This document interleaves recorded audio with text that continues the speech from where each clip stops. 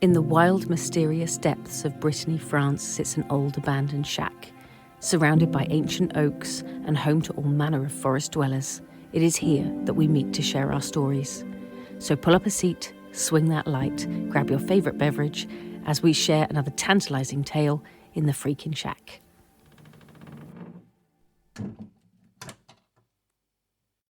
Hi everyone, welcome to the shack. That was a much more gentle start. We like that. Trina said calmly. Yeah. Not Not screaming at our listeners. not this time. screaming. No jump scares in it. Well, hopefully not. But no, just a gentle Potentially a welcome. jump scare or two in the episode, but not. Ooh, possibly. Possibly. Considering what we're talking about tonight. Yes. So, other than that, this is a new season we are heading into. I will do a little opening in a second, just to let everybody know. But otherwise, hope everybody is okay, managing in this time of extreme stress and discomfort, turmoil, and everything else that's going on in the world. Let's just shut everything else out. Yeah, shut the door to the shack. Shut everything out. This is your escape. Yes. Have you got a brew? Have I hell? No, I haven't. I've got sweet FA. Well, you know what you're going to have to do is send a message to the tea fairy. I might be able to send a message to the tea fairy. There is a possibility, but yeah. But the tea fairy might be busy at the moment, so fine. Well, I have my normal coffee in my normal cup. It's not a normal cup. It's a cup that keeps it warm for ages. Yeah, it's a normal cup to you because you're useless at drinking your coffee. Yeah. And by the time I drink it, it is always cold unless I have it in the cup. So I have it in the cup. Well, I had a cup of tea just before I came up to record, and I left the last bit of it to go cold because I was making cake. Very nice. Yay for cake. What sort of cake? Just a vanilla sponge. That's nice. All. But I wanted to put our nice jam in the middle with some buttercream and make it all lovely. Because we fancied something nice, but we don't buy the junk. So we have to put the effort in if we want something nice. Do you know what I mean? Because you know when sometimes you can just eat yourself out of house and home because you're just looking for something and you'll grab anything that you can grab. I don't want to do that. We don't want to do that. So we go, well, actually, if we really did want something nice, we've got plenty of things to make it, but you have to put that bit more effort in so you don't. You do. Do you know what I mean? Yeah. So that's why it's more of a very thing. Nice. I made ginger cake the other day. Oh, did you use treacle and golden syrup? Oh God, you'd have no idea how much I miss golden syrup. We can get it, but it's not easy to find. No, it's not. In actual fact, I had treacle, but I didn't have golden syrup. Oh, gutted. It's not the same, is it? Not quite the same. Yeah, but I use maple syrup. Oh, fair. A fairly good substitute. And actually, that worked really well. Yeah. So, we were all good. We were very happy with our ginger cake. We had a nice slice or two with a cup of coffee. And then in the evening time, we had it with custard. Oh, sounds good. Warmed I just up. need to ask our listeners now, what's your chosen cake? If you went to the bakery to have a look at all the cakes, what's the one you pick? What's yours? Yeah. Oh, do you know, I don't know because I'm spoiled with Rich's cakes and cookies and all I'm going to say is that savoury flapjack needs to be tied up to a bit of rope and thrashed against a wall. What is that about? What is that? Savoury flapjack, are you taking the piss? The fact that you think it's going to be something that is just beautiful and treacly and all just nommy, and then you put it in your mouth and it's what? No, I tell you what, that is on a par when you think you're going to get a really nice golden chip and it's actually a piece of parsnip. Oh, and now yeah. I love roast parsnip. Do not get me wrong. Absolutely love my roast parsnip. But when you're expecting something else, absolutely not. No. So yeah, that's the only thing. I will pretty much go for anything that is, cakey and sugary and sweet and nommy. But just not, don't make it look like something sugary and then no. And then it's not. And no, savoury flapjack, absolutely not. You can keep that. Thank you very much. Mine is lemon drizzle. You are a lemon drizzle girl. Yeah. Do you remember elephant's feet? Oh, yeah. Yeah, that was choux pastry with all the cream inside with chocolate That's on it. top. Dip the bottom in chocolate. It looked like they'd stepped in mud. Yeah, and it was huge. It's like as big as your hand. Yeah. Yeah, very nice. But I'm not so much, although I love chocolate, I'm not really a chocolate pudding person. Whereas I am. I'll eat it. I like profiteroles, but I have to have vanilla inside the profiterole. I don't like the chocolate ganache inside the profiterole and chocolate on the out. It's too much for me. But I do like when it's like the fresh cream or chantilly or something like that inside. See, I'm sorry, but then just profiteroles are never going to be the same for me ever again if they're not filled with different flavoured cheesecakes. Because that's just what Rich does. I know he does. And it's just, no, I've been spoiled now.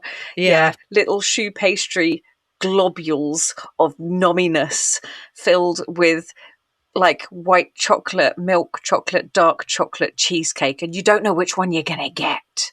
I love it. Excuse me. Globules of Nominess. I think that's what the episode title should be. I think it probably will have to be.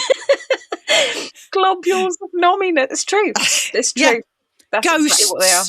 Ghosts and globules of Nominess. Perfect. That is now going to be the new name to Rich's profiteroles. It will be. Absolutely. Right. Let us begin because here we go. Now, I've tried to put anyone who's just listening to this, you do not need to worry. Nothing is getting in your way of listening to us. But if you're watching the video, then there is issues now that we're finding where we are trying to do certain things. Can I just say, I do not have these issues. These are you issues. These are me issues for the video only. If it wasn't video, I'd be fine because I could just read them from a book. Learn it from a book. But because we're doing video, to be looking down like this all the time, so I tried to have it up out of the way so that I'm half looking at the camera at least. So, yes, so it's up here.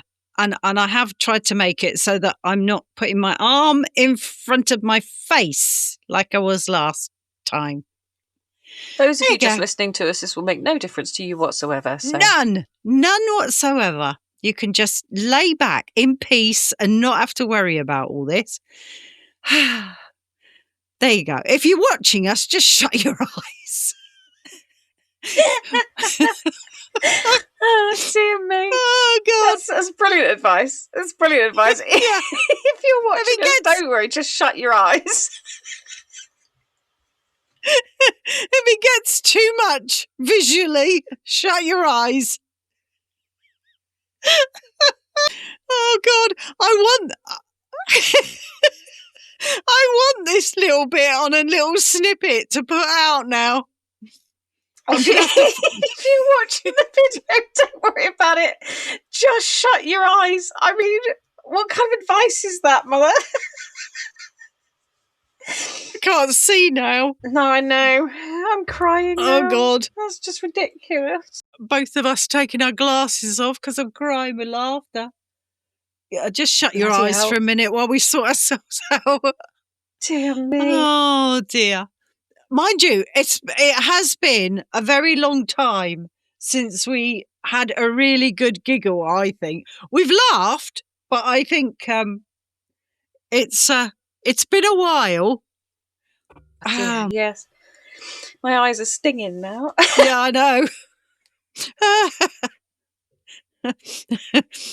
Okay, yeah, we're flapping our faces now for those of you that have got your eyes shut. Oh dear, this episode also comes out in Braille. My life, I can't, honestly. Dear me. Right, I'm supposed to be doing an opening now. Do the bloody opening. I'll do the opening. Yeah. Tonight, we're stepping into the oldest room in human imagination, a place where the living and the dead sit side by side. Ghost stories didn't begin as entertainment. They began as explanations, as warnings, as love letters, and as echoes. The first ghost story ever written was from ancient Mesopotamia, around 1500 to 2000 BCE. That's a flipping long time ago. Yeah. And it is recorded. It was written down. It was written on a clay tablet from the library of King. Now, I may get this wrong, but I've tried to do it so that I don't. The library of King Ashurbanipal.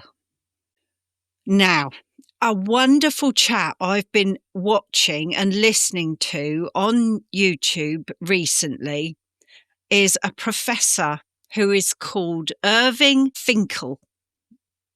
That's a brilliant name. I tell you what, he is a brilliant person. I know that name. You must know him. No, not for him. Definitely not him. It's a Finkle.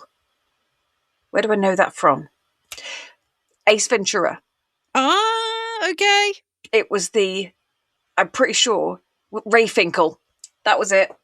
There you go. Sorry, listeners, just interrupting there for a second. Okay. Carry on. I feel better now. Okay. Well, this chap is a professor. And I watched a little bit of he was talking about his life story and when he started studying. I can't remember whether it was Oxford or Cambridge, but it was one of them. And when he got there, he was doing ancient languages, which is what he's into. And he was doing it with one professor.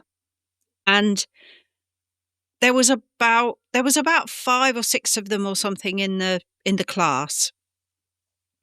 And they had one lesson with him. And then I think the professor dropped dead. Yeah. And he didn't know what to do then because he was like, well, I've come to study languages. So what do I do? And somebody said to him, why don't you go and look at the study of cuneiform. And it's the ancient Mesopotamian language that they used to write with, using symbols and all sorts of things like that. And there was only one other professor in the place that actually taught this. And he was told to go and see this professor and see whether or not he could study under him. And Finkle explained that he goes to see this professor and he said, in actual fact, back in those days when we went to these colleges, professors didn't want students because they could get on with their research work. They were still being paid, but they just got on with research work. So this chap that he studied under said to him, he said, would you take me under your wing and can I learn this? And of course, it's a really unusual language to want to learn and study, and difficult, obviously. And the professor said, well, yeah, he said, but you can take this off and learn it tonight and come back tomorrow. and let me know what you think. Anyway, he came back the next day and he said, I was totally hooked. I realised that when I started looking at this language and all the stuff around it, that I had found my niche. I had found my little thing in life.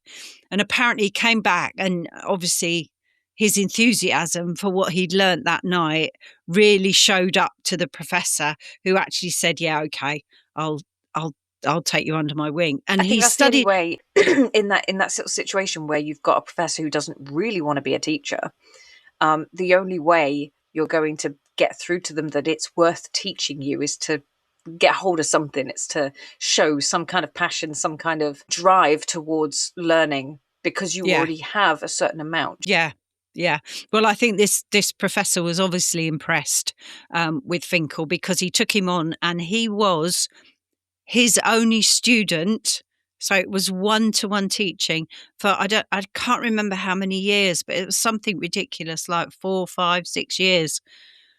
And he studied under him, and now he is one of the most knowledgeable men. He works in the British Museum now. Let me tell you a little bit about him. Irving Leonard Finkle was born in 1951.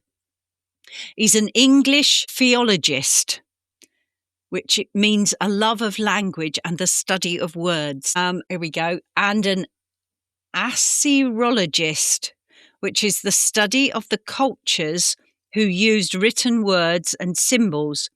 He is the assistant keeper of ancient Mesopotamian script, languages and cultures in the Department of the Middle East in the British Museum, where he specialises in something called cuneiform, which is a logo syllabic writing system.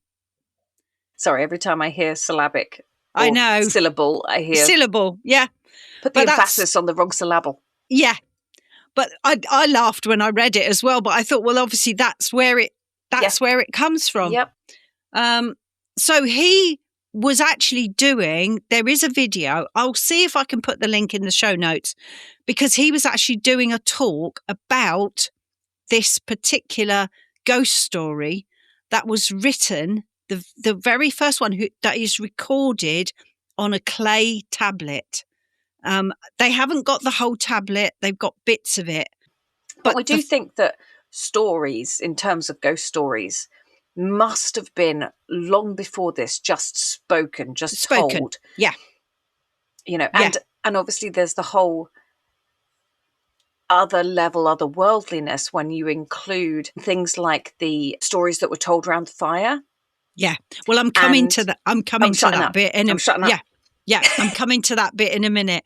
But yeah, the other thing I found out the other day, which was really interesting, and that was something I was watching on YouTube, and they were talking about how stories have continued down the ages, and what they used to have in some of the bigger cities, especially on like the spice trails and things like that coming from China to more Western Europe.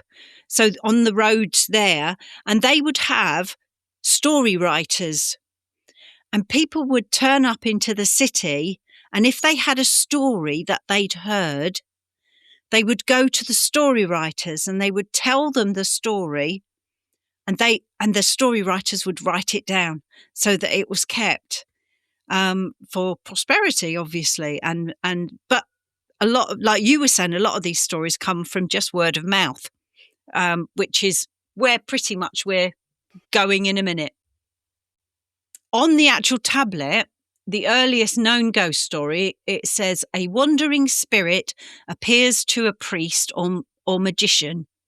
The ghost is distressed, confused, and is seeking help. It's not malicious, it's just lost. And even then, humans believed that the dead still needed us. And maybe we needed them too. We like that. That actually reminds me of a a thing that I saw written down talking about ghost stories, and it said to tell a ghost story means being willing to be haunted. So we're definitely haunted here. We absolutely. Although Mort has been very quiet recently because Rich is keeping him very busy. Yes. Yeah. So Mort is helping researcher Rich. Yes. So at the minute we are having a bit of freedom from Mort because he's being looked after and kept busy, and I think he's enjoying himself with Rich. So sometimes ghost stories came about for us to explain the unexplainable, strange noises, dreams of the dead, the feelings of being watched, and also things like how to cope with grief when we lose someone. Sorry, I was just going to say, right. Another thing that I heard is that we need the ghost stories because we, in fact, are the ghosts. You've got to watch the film The Others, haven't you? Yeah, absolutely. Yeah, who is haunting who? Who is haunting who? I think it was actually Stephen King that said that. Of we need ghost stories because we, in fact, are the ghosts. I think it was a Stephen King thing. Quite possibly. Our listeners might have to confirm that with me. I was listening to something the other day, and they not the poltergeist again, no. I wouldn't mind, but that was entirely out of reach. Last time it fell from up there. This time I put it down here. Yeah, I put it down here because I was like, I can't even reach that. Yeah, it fell down last time, and now it's fallen again. And that's falling down again. And you're telling me that this is not paranormal? I can't even reach it. I don't. Okay. You carry on. I will keep listening. So, talking more about the ghost stories and why and how they were written, the reasons why they were written. So we told ghost stories to enforce moral order, because the church sometimes told of demons and things like this, didn't they? Because of course it did. Yeah, because of course they did. Sorry, we don't have anything bad, so we have to make it up and tell you it's all bad. Sorry. Yeah. Shut up. Soapbox off it. Oath breakers, murderers, cruel people who died, obviously came back as ghosts because they couldn't rest. These are quite good to explore liminal spaces, doorways, crossroads, twilight, sleep and death itself. So it's looking at those, like the veil as well is another one. We tell stories of this like passageway, the tunnel that people tend to. Sorry, you know, on TikTok I did that video where I said, "Don't wait for the light to appear at the end of the tunnel. Yes. March down there and light the bloody thing yourself." Right? Yes. Somebody, I described it as a positive. It was a positive thing. It was. Right? Yes. All about, the tunnel being your life and it being dark at times, and you're waiting for that little spark of good thing, the little light that comes at the end of the tunnel. That's what it's supposed to be, right? Somebody put a comment on there asking me if the tunnel was death. And if so, lighting the light yourself was going towards the light, and therefore some reference of self not being around anymore. Yes. I was like, wow. That's not at all what I was going for. Because they were like, I'm not very sure that this is very positive. I was like, well, it depends on how you look at it. And clearly the way you're looking at it is bad. Nothing is either good or bad. But thinking makes it so. Yeah. Yeah. And I was just like, wow, the concept of march down there and light the bloody thing yourself. Yeah. Like, I thought that was a really positive thing, and I hadn't even considered that somebody was going to take the tunnel and the light to be death. Yeah. Not what I was going for, certainly not what I meant, but I was like, well, that puts another spin on it, doesn't it? It really does. This type of thing, I think, when you put stuff out into the ether, into the, on social media, and you never actually know how people are going to read it, take it. Everybody is different. Everybody sees things in a different way. It fascinates me sometimes.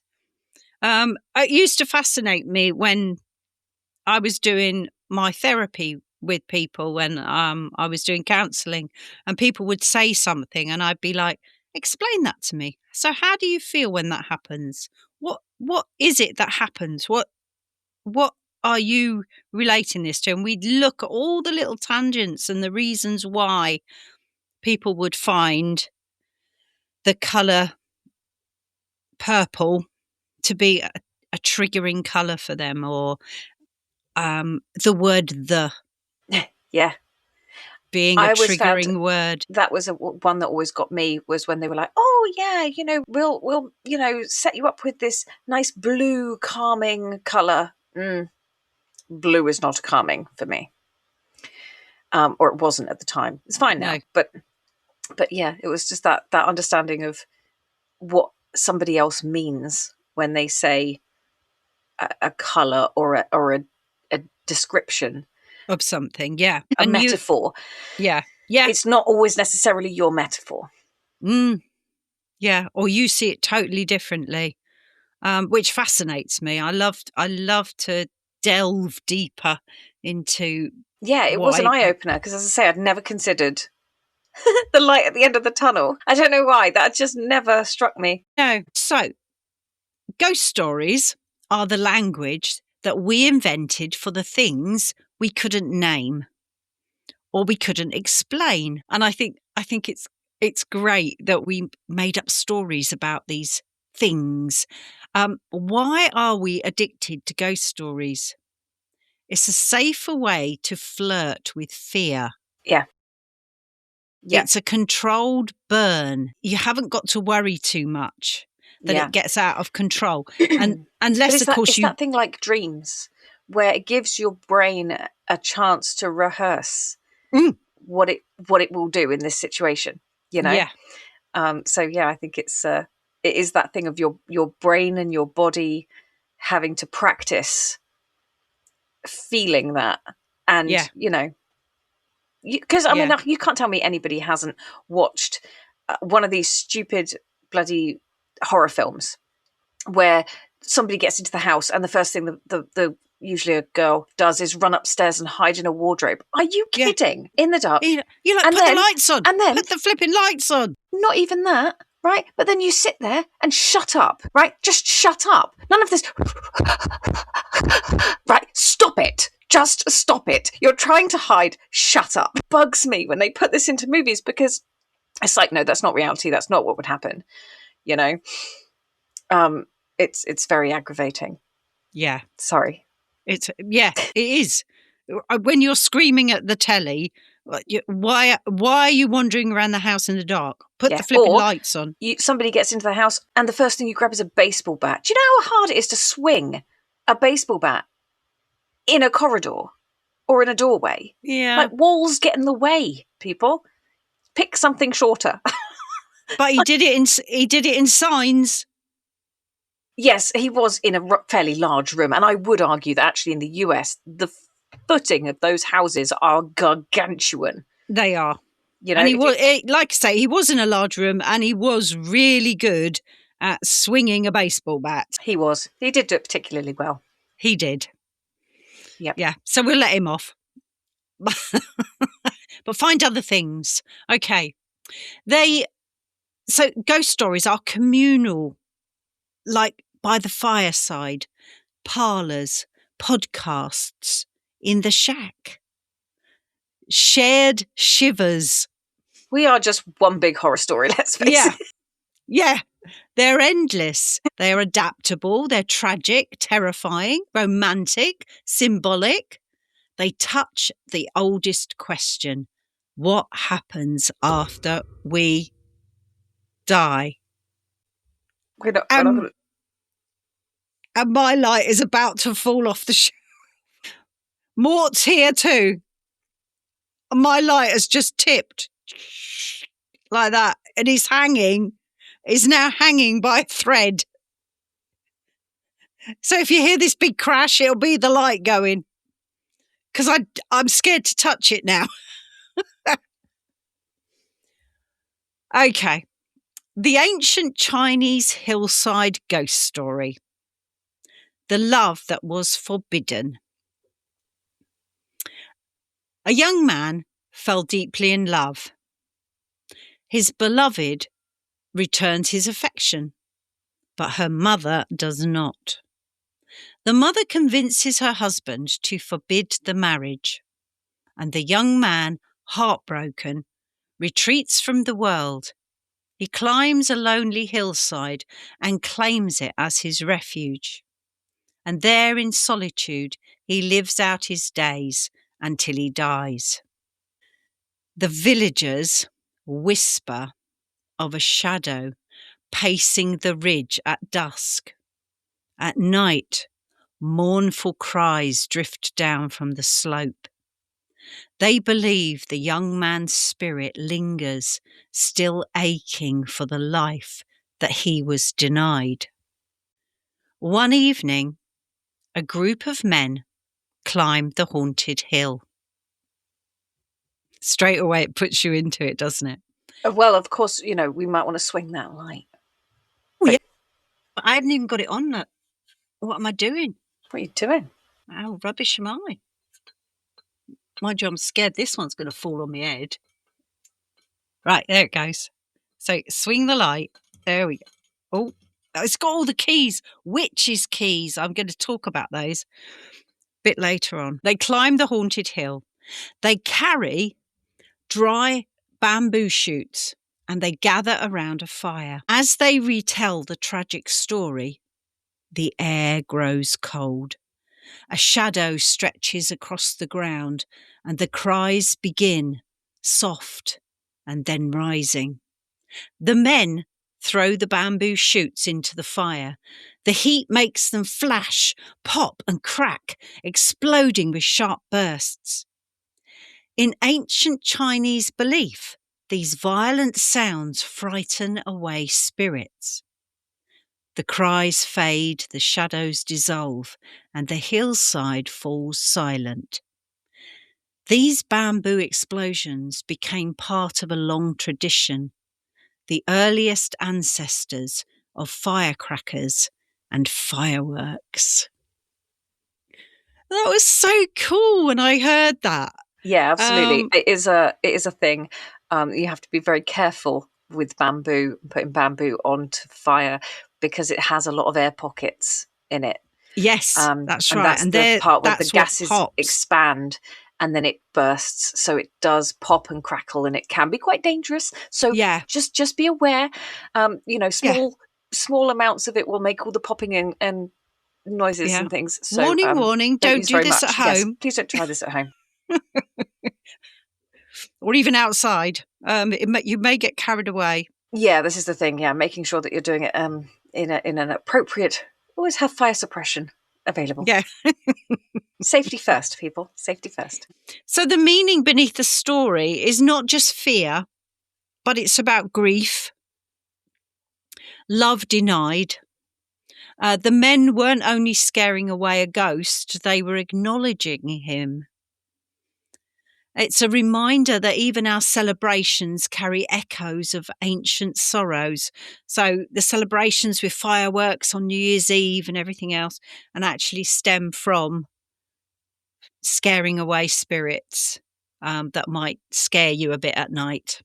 I did actually, I think it's David Foster quote, who said, "Every love story is a ghost story."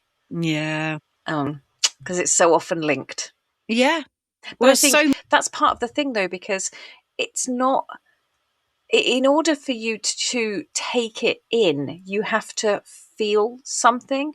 It's kind of like when I start to read a book. If I can't find some kind of connection to a character, if I don't like or hate the person I'm reading about, I can't if I watch a series on the TV, if I don't like any of them, I tried to watch Yellowstone. Yeah, it's full of just horrible people. It's just full of everyone being horrible to everyone else. It's weird, and I just stopped watching it in the end because it was like, well, I don't actually like any of these people. This just doesn't hold me at all. Yeah. But if you have one good, nice, comfy character in there, like Dustin in Stranger Things, he's just so lovely. No, but it's having not necessarily just a nice character, but an interesting character. Yeah, something you can relate to, something that holds your attention. Yeah, and if a story doesn't have that for me, then it's just a bit naff, and it won't hold my attention. But this is the thing where, in order for us to feel for something, we have to feel for the people in the story. So I think love stories and connections like that, we've all got that little story in ourselves, of our own love stories that have gone wrong or awry. So I think we can connect to that a little bit easier. But I think even just the loss of a parent or somebody that it doesn't have to be a partner. No, not at all. A brother, a sister, a friend. Yeah, losing a connection. That loss is still love for that particular person. Absolutely. And I think this is where a lot of our ghost stories of white ladies that are seen wandering, sort of the tops of castles or, great gardens and things like that in their big frocks. And often it's unrequited love or a lover that has gone to war and never comes back. And they are lost looking for them. I think there was one I was listening to the other day, and it was all about a woman who was looking for her child that had either died or been taken away from her. And she couldn't rest until she found them. So okay. So looking at this, looking at how ghost stories through the years gradually began from Mesopotamia when they first started to be written down, the ghost stories in our communities that are told and passed on down the generations, the things that are associated with ghosts and ghost stories. So looking at the fireworks and things. But then we jump forward to the Victorian age, obviously in the UK, that was around when the Queen Victoria was on the throne. And ghosts became very fashionable. And if anyone has seen or listened to, I'll try and put a link to the Tales from the Shack this week, which went out last week, to sort of introduce this new series that we're doing on ghost stories and things associated with ghost stories.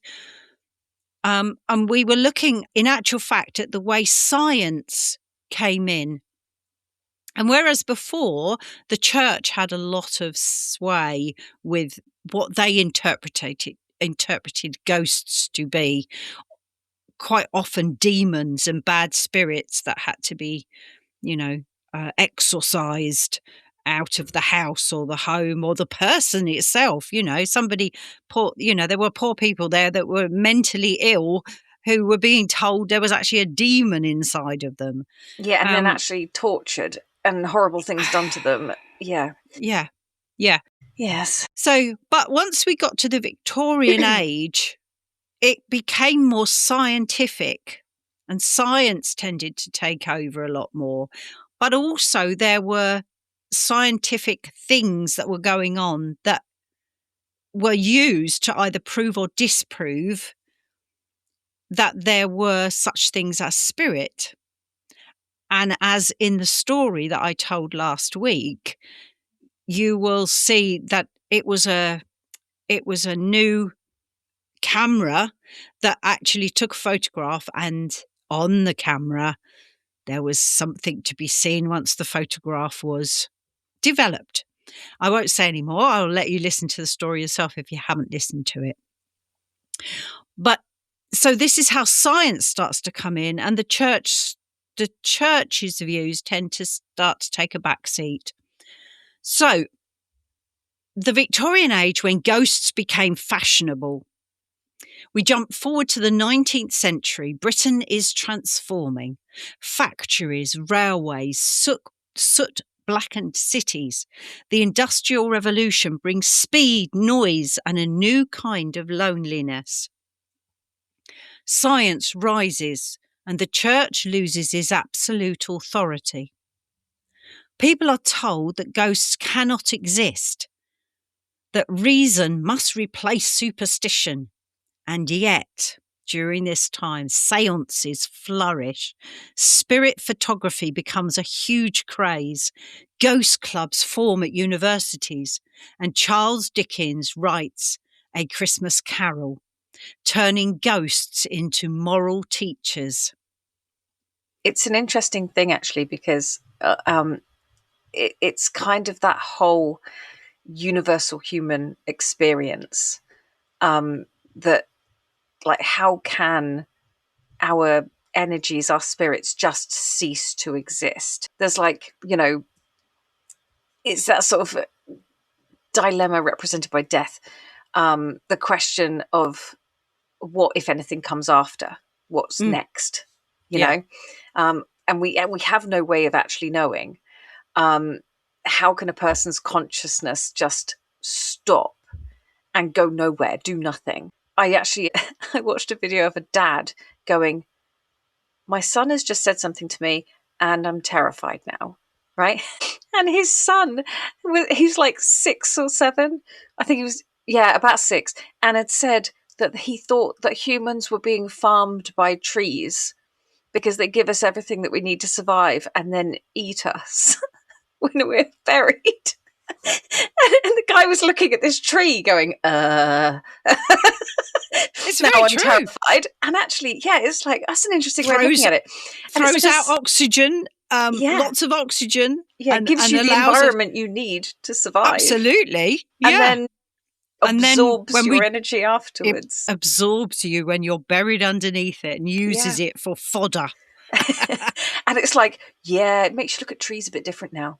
It does. Triffids. Triffids, yeah. But sly triffids. Yeah, you're sitting there looking at me going, I'm going to... That wait patiently. Yeah. Yeah, if that's not a long game, I don't know what is. Yeah. Okay. The more science insisted that ghosts weren't real, the more people sought them. Ghost stories became a rebellion against certainty, a way to reclaim mystery in a world becoming too mechanical. So our next little segment is actually science versus spirits. As scientific thinking spread, the supernatural was pushed to the margins. Ghosts were dismissed as optical illusions, sleep paralysis, grief hallucinations. I was going to say, I think that's a longer word than you're giving it. Yeah. Hallucinations. Yeah, I think I read illusions and just kept going with that sound. So sleep paralysis and then grief. And then I'd still got illusions in my... So, yeah. Hallucinations is the word. Dyslexia's a beach. Yeah, it's not even that. It's anti-cancer, change my estrogen brain, I'm afraid. Brain fog. Yeah. It is real. Total... It's more than menopause, I tell you that. I have it an awful lot where I completely forget a normal, ordinary word. I have that happen sometimes, but it's not for the same reasons. No. For me, it's because I've got so much French in my head. Yeah, I can imagine. I forget sometimes the English words for things. It's just the way it is. Yeah. It's like I was thinking the other day, there was a thing on the telly and they were looking at ballons. So water heaters, basically. Containers and heaters. Do you think I could think of the English word? I knew what ballon meant. Totally knew what that meant. Could not think of what the English word was for it. It's like fosse septique. I never call it a septic tank. A septic tank. There you go. It's a foss. Yeah, it's like it's a foss. Yeah. So yeah, and it's like when you get somebody in to do a devi. Yeah. You don't call it a quote anymore. They're not quoting you for something. I want a devi. Yeah, I need a devi. Yeah. Yeah. Okay. It's bizarre how some words just become replacements. Normal. Yeah. It's like La Poste. Yeah. Yeah. It's not the post office anymore. I go down La Poste. Yeah. Yeah. It's weird. Yeah, I had a French word that confused me so much the other day because it was something about, oh God, I can't remember. It was something about pain. It was like I read it as the bread clinic. And I was like, what? I was like, but it wasn't. It was the pain clinic. It was just I'd written it in English, and then gotten confused because I thought I'd written it in French. Oh, because I'd written the word clinic, and because I'm dyslexic, I'd written the word in French, but I'd written pain in English. So I was like, why have I written about a bread clinic? What the hell is this? And I was like, I haven't. I've written about the bloody pain clinic. I'm writing in both languages. The other thing I did the other day is I wrote, as in time, AM, right? Now, AM, we think the morning, it's the AM, right? But I'd written it down as après-midi, which is afternoon. So now I don't know what time anything's happening anymore. So don't even ask me. I was like, wait, am I writing in French or English? Because I can't remember which abbreviation I've used. Yeah. Is it AM morning or après-midi afternoon? Use the 24-hour clock. Yeah, exactly. Yeah, that's what I've been doing now. Yes. Yeah. Yes. Yeah. Okay. Right. Grief hallucinations. We'll get back to that word. Sorry, my bad. It's all right. Tricks of the mind. But science couldn't explain everything. And humans don't live on logic alone. Ghost stories survived because they speak to the emotional truths that science can't measure. Longing, regret, memory, and the ache of unfinished stories. There you go. And they do. Ghost stories do help us process loss. That thought, that person still being around, that thought, the truth of that is we don't know. Yeah. We think and we feel. I think something that we ought to look at when we're going through this, and I don't know whether it's worth doing it in this series, whether it would fit in this series or not, I don't know. Because it's not necessarily a ghost story, but it is certainly something that's unexplained, and that is near-death experience. Yeah. I listened to one in particular this week where this chap had actually died on a mountainside. And one second, he realised he was dying of hypothermia. And he said, and all the training and everything that he'd had went completely out the window. And logically now, when he thinks back, his body was flooding the outside of his body with blood to try and warm the body up. It had already tried to keep the core warm, but it was getting so cold on the extremities that it started to come out. And he said, and that's a typical sign of going into deep hypothermia, and it makes the body feel flushed. Yep. And hot. Yeah, when you start to feel warm, it's bad.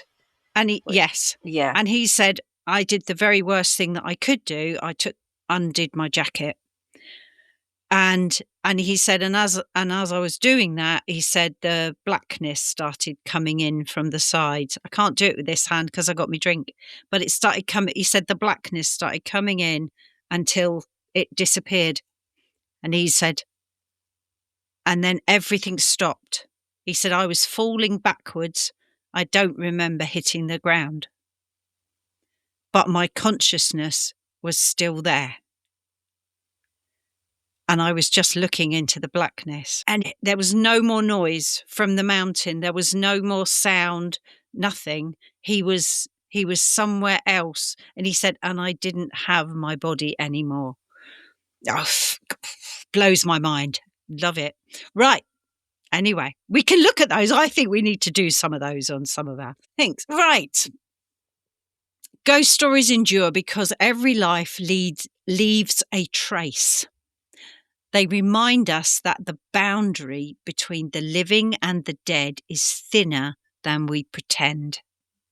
And maybe the reason we keep telling them is because some part of us hopes that when we're gone, someone will still be listening. There you go. We've got some questions to throw out. Go ferret. Which has taken on a new thing for me since I started training as a veterinary nurse. Yeah. Because for some reason, in the first phase of what I've been doing, they concentrate for a little while on ferrets. So every time I think of it, I'm like, oh, I know all this information now about ferrets. Yeah, go ferret.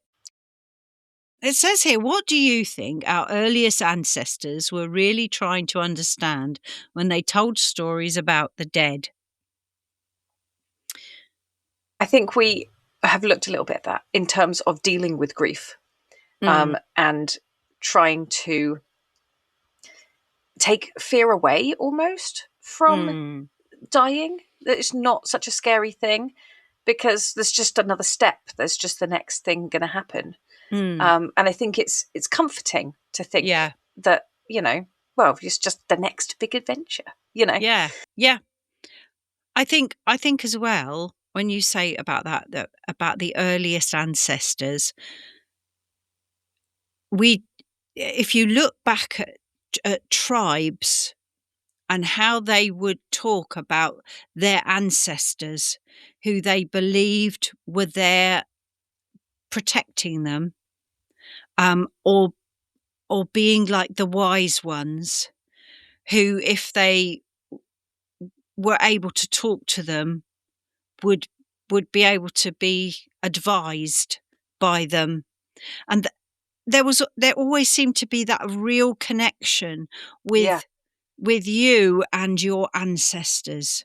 I think it's one of the bigger problems for me with religion is that it became a tool for controlling people in terms of you only get this if you do as you're told. That's the part that really, I tell you what, if I get on my soapbox, I really, really have issues there. That whole concept of using it as a weapon, as a control mechanism. Yeah. And I think it's either China or Japan. I'm not sure which one. But I was hearing about it that they've actually taken all of that out of, you cannot tell a child now, you can't threaten them with damnation or hell or anything, any kind of repercussions like that, because it is considered child abuse now in their country, which I'm all for. I'm absolutely all for that. Well, the interesting thing about the near-death experience that I was listening to the other day was that the chap himself was a pastor or a person of the church. And I'm not saying that he was anything like this. I have no idea the type of pastor that he was or the type of church that he ran. That was, but the interesting thing was when he came back, as far as he was concerned, he'd lost his faith. Ooh. That's interesting. It was really interesting because the person who was talking to him was like, "What? Why? How have you?" And he said, "If you look out your window and you see a bird flying onto the bird table," he said, "do you have to have faith that that bird exists?" And he went, "No, it's there." And he went, "Well, I've seen it. I've felt it. I know it's there. I don't need to have faith in it anymore." Ooh, that's an interesting concept. Yeah. That's an interesting concept. And for me, that's a guy I'd want to have a cup of coffee with. Because I got questions. Yeah. But that's really cool. That's an interesting take. I like that. Yeah. Yeah. Yeah. It blew my mind a little bit. I was like, wow. Yeah, Why would he says he came back. The reason he decided and made the decision to come back, I don't think he had to. Oh, okay. But he made the decision because he was worried that his parents would be upset that he had gone. And he said, but when I think about it now, logically, I'd gone home and I was just there waiting for when they came home too.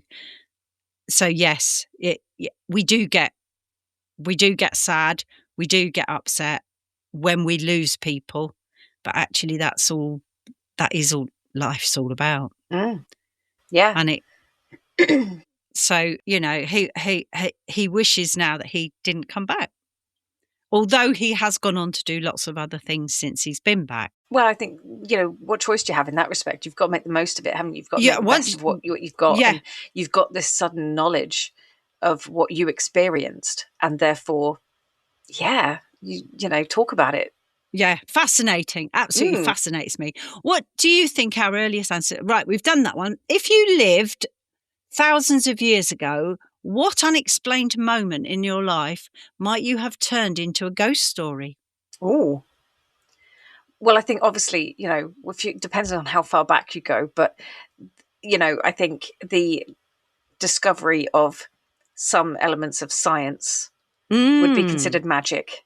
Yeah. In at certain times or in certain cultures, that would be considered, quite magical.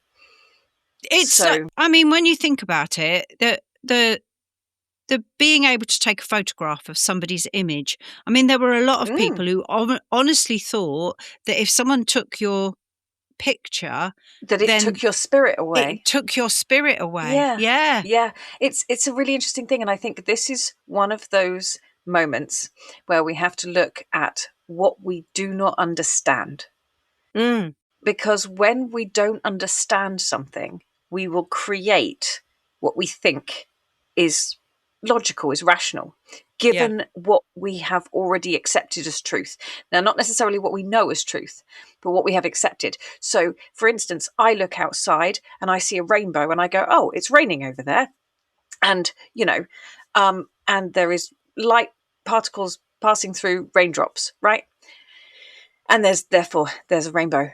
And yet at some point we went, oh, look, God. And I still think to a certain degree, and I'm not saying this is everybody, but to a certain degree, we take things we don't understand and say, God did it. I don't know how it happened, and therefore God. But I feel like there needs to be an exploratory process there where we look a little bit deeper. But then if you go back even further, you go back to like the Egyptians and other cultures where they had more than one god. Absolutely. Yeah. They had a god for this and a god for that and a god for something. The god of love, the god of war, the god of the sun. Literally worshipping the sun. Now that makes more sense to me because you see the thing in the sky, right? And it's warm and it gives you light. I can totally get on board with worshipping the sun or the moon or the storm. But you can also understand that way in the fact that as the sun started to disappear in the wintertime, that you would do things to try to encourage it to come back. Yeah. So like the Yule log, to have light in your house, you lit the Yule log. And you had other sort of special ceremonies at certain times of the year to thank, when the sun comes back again. But and again, all of a sudden there was also that sort of ritual based around a good harvest in the future, and all of these kinds of things that people did to try to make sure that the land did what they wanted, that they got the most out of a situation. All of those are in some ways the stories that we tell and teach. Do you think we ought to just learn some sort of sun dance or something at the minute? I think we need something. I need an arc at this rate. I need that rainbow right now. All I'm saying is the first rainbow, they clearly lied because it's been absolutely putting it down for I don't know how long. It's heading... Well, it's basically rained every day since Christmas. Yeah, every single day. Yeah. So, and there is a place in Cornwall, I think, that have had rain for the last 40-something days. Is that like St Swithin, when it's going to rain for 49 days, 49 well, we've nights? had longer than that now here in Brittany. So, yeah, I feel like, for 40 days and nights it rained. Well, that's nothing compared to what we've had, because we've had like 3 times that. Yeah, at the minute. Every morning we go down, and Dad's wheelbarrow, where he brings the logs around at night, the wheelbarrow is half full. Yeah. Every night. Yeah.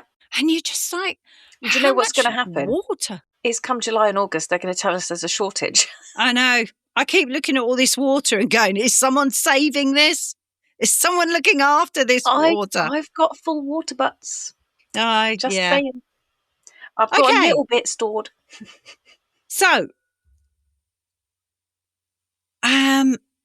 one more question, I think. Have you ever felt the presence of someone that you've lost? I'm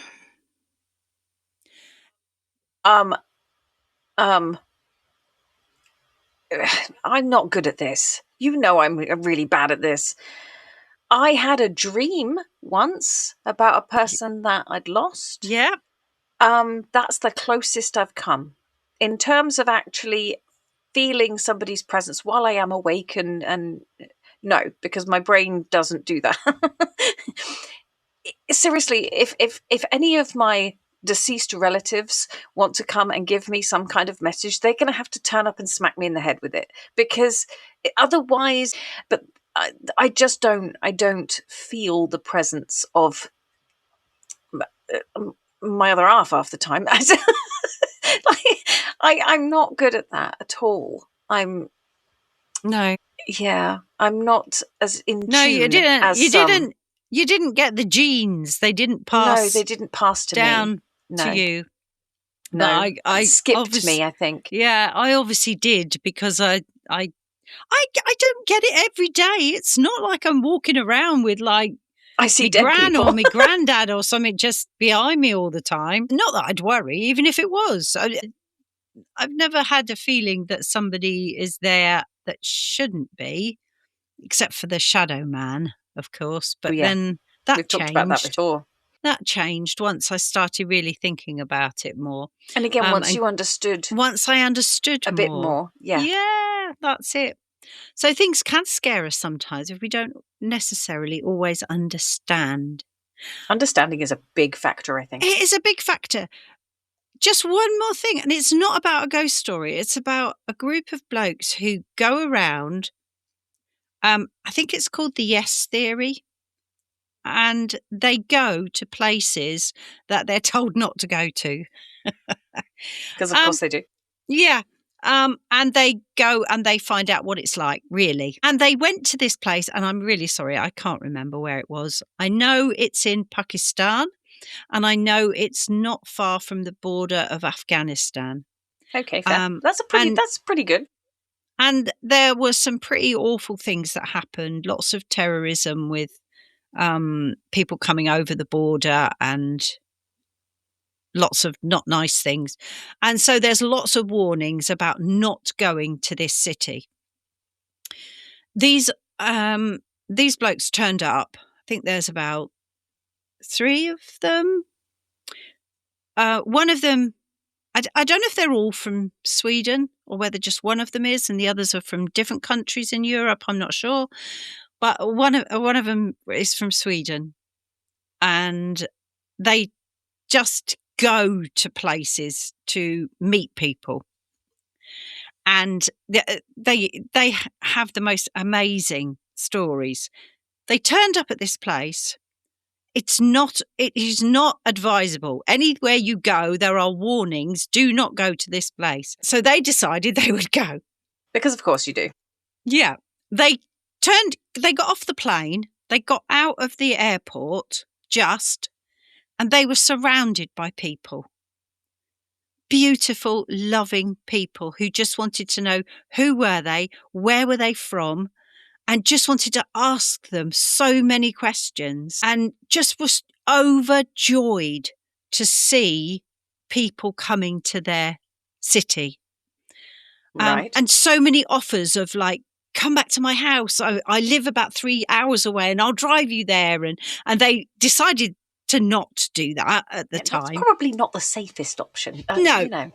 So anyway, they left there. They went to the hotel. They booked in the hotel for one night. And what they wanted to do was actually not stay at the hotel. They wanted to meet people out in the street and eventually find somewhere where someone would offer them a room for the night and actually go back to someone's house. When they got to the hotel, they were going to go outside and go for a walk. And the bloke from the hotel said, you can't do that on your own.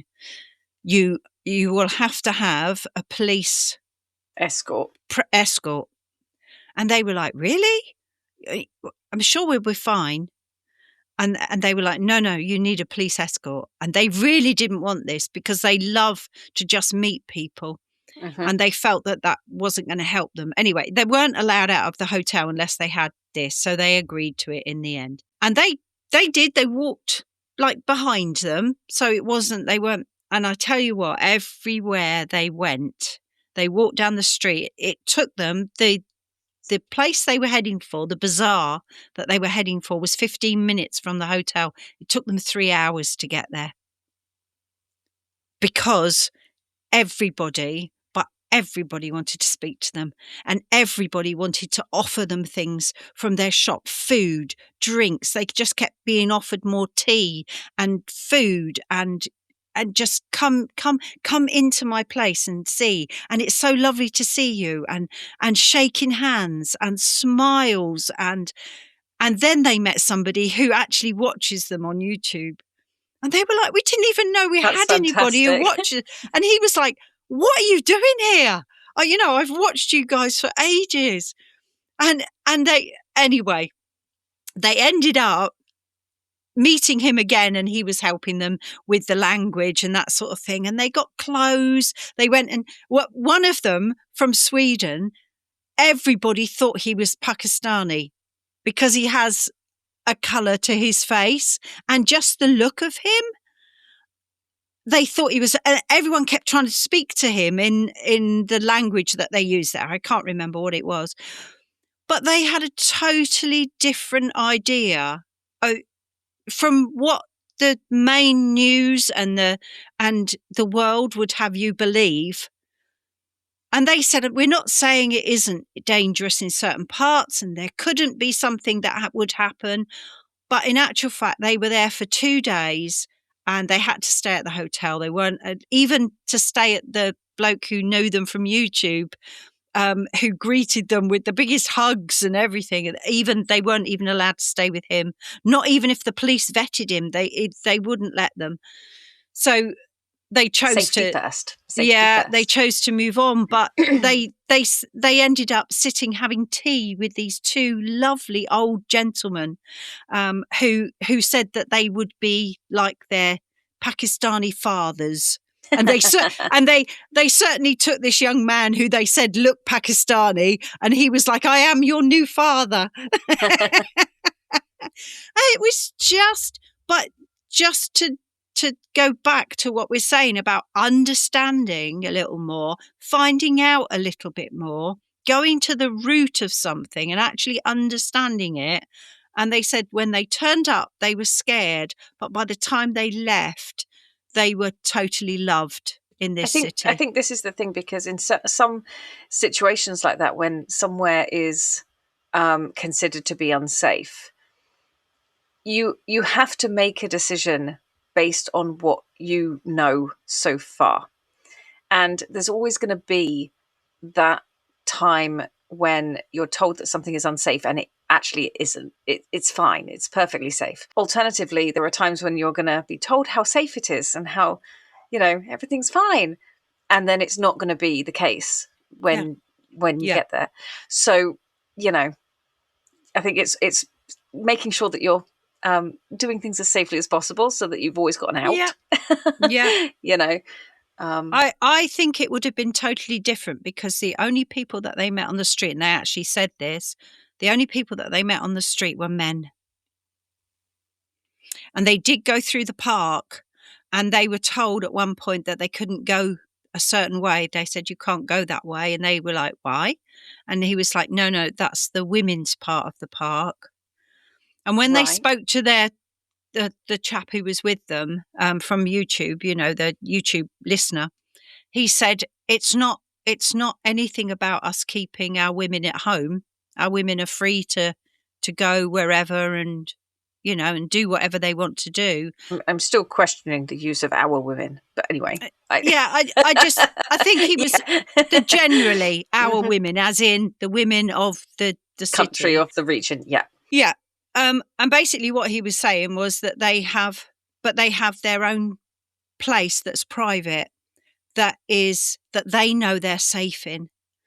That if they want to eat, or if they want to drink, or if they want to just take some air and read, then they're not going to be harassed. But we never actually met any women to actually speak to them and find out. And this is what the chap was saying. And I think it would have been different had there been a girl in the group. Oh, yes. Yeah, absolutely. Yeah. Because I kept thinking, I wonder if this would have gone the same way. If there was a woman that went with them. Yeah. If there was a woman that had gone with them. Yeah. Interesting. So, yeah.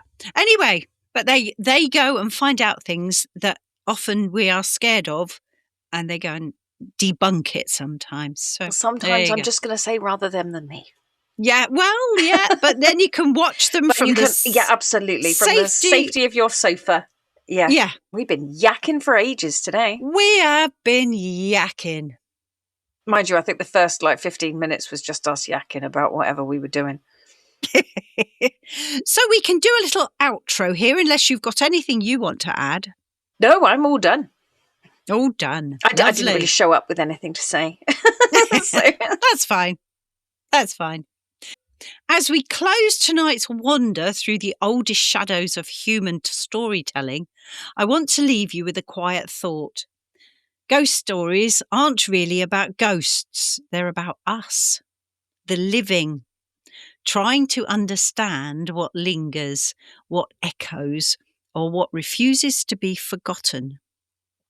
Every culture, every century, every lonely hillside has its own way of asking the same question. What remains when everything else is gone? Maybe the spirits we fear are just the stories we haven't finished telling. Maybe the shadows that we sense are simply memories looking for a place to rest. And maybe the reason ghost stories endure is because some part of us hopes that our own footsteps, our own laughter, our own love will leave a trace too. So as you drift back into your night, carry this with you. What do you hope will echo after you? And whatever your answer is, may it be gentle. Ta-da! So until next time, keep your minds open and your lamps lit. And we will see you again next time at the Freakin' Shack. Bye. Thanks for hanging out in the shack with us. If you've got a strange story, theory, or even just a spooky question, send it to shackpackinbox@gmail.com because we'd love to hear from you. Follow us to ensure that you never miss an episode of the Freakin' Shack, because listening to us is much cheaper than therapy and slightly more spooky.